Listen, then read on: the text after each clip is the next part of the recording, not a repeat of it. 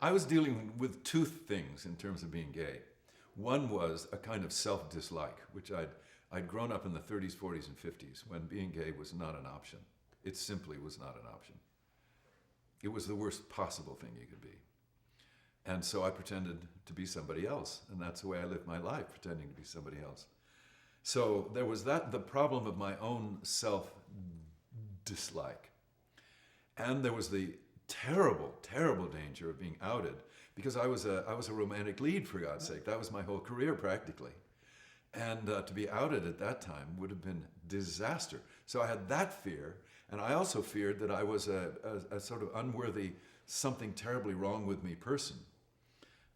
And it wasn't until I was about 68 when I was writing that book that finally that area of self-dislike vanished completely. I mean, I had done a lot of work. I'd had a lot of therapy. I'd done a lot of spiritual work. I had wonderful friends, etc.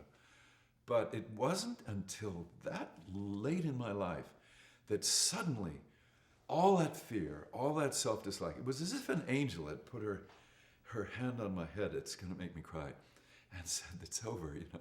All that part is over. All that negative stuff is over. Being gay is one of the least interesting facts you can know about a person. It just doesn't, it's not even interesting. It's so blah, it's so benign. And soon the book was published, and I was out soon after that. I was out on national television, and of course all I wanted to talk about was what it was like being a gay actor in Hollywood. And I was fine. I had no fear left at all. It was a wonderful, wonderful experience, and people were so open and friendly and sweet, and nobody threw rocks at me, and it was great.